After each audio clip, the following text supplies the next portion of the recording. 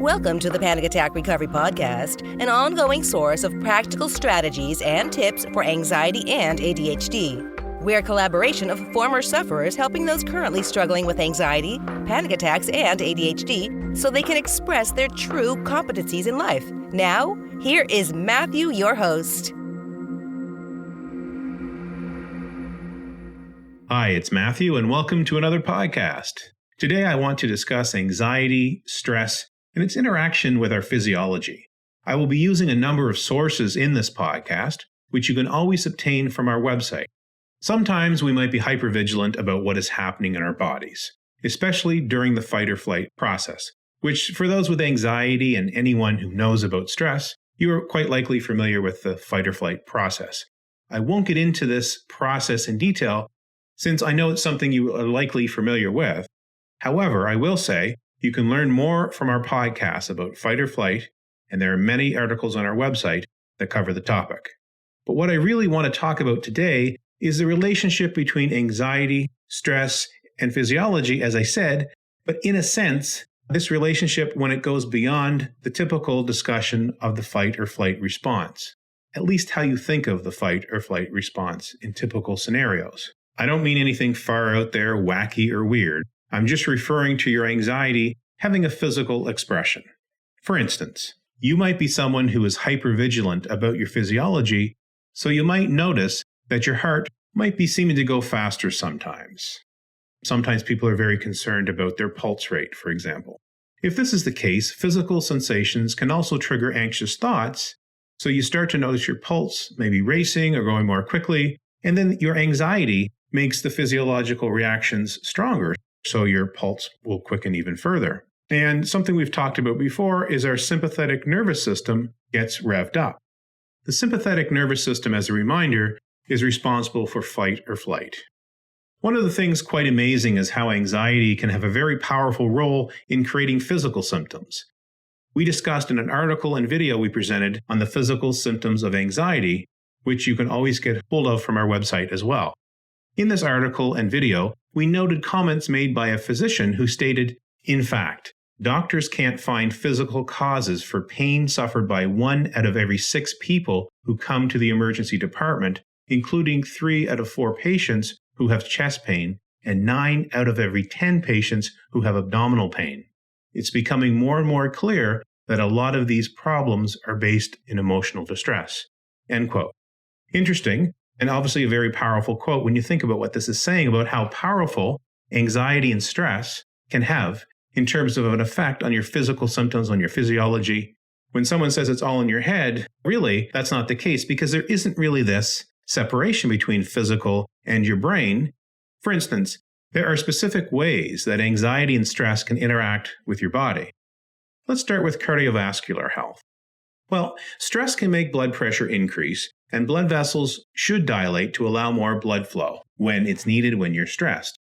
But if you are someone with poor cardiovascular health and damaged blood vessels, the vessels no longer dilate as they should, but rather they constrict.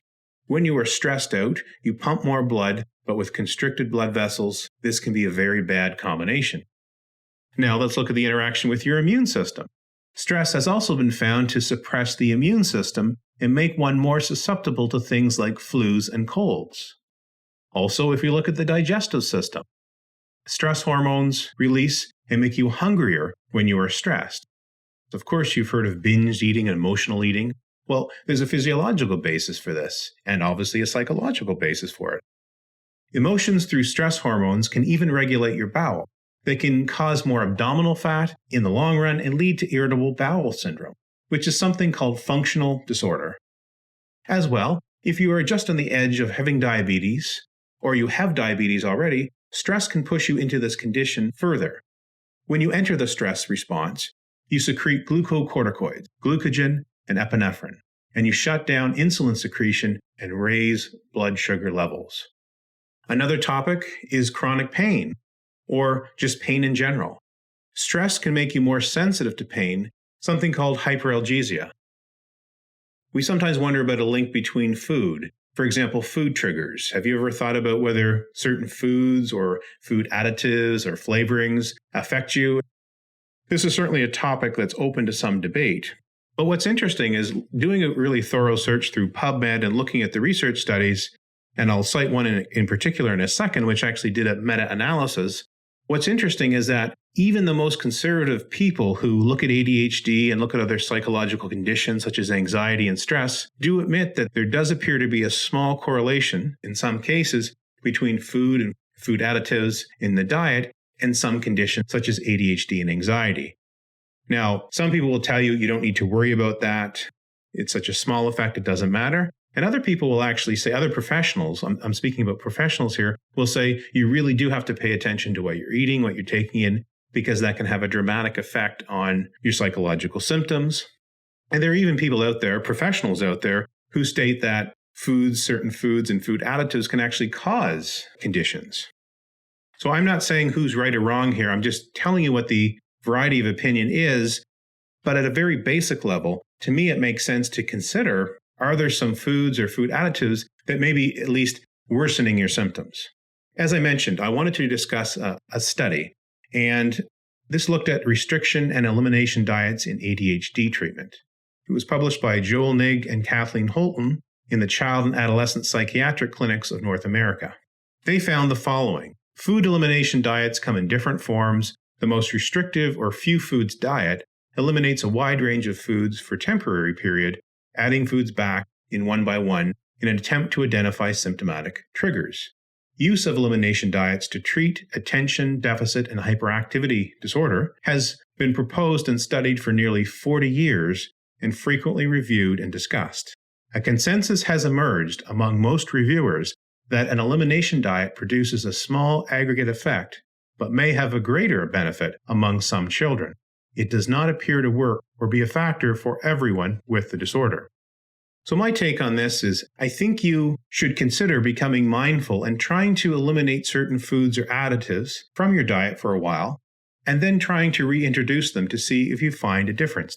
But it sounds like an elimination diet may be something to consider at no cost. It's just simply eliminating some foods and then slowly reintroducing them, maybe keeping a food journal to see what foods are associated with certain symptoms. But I would simply suggest it's something to consider.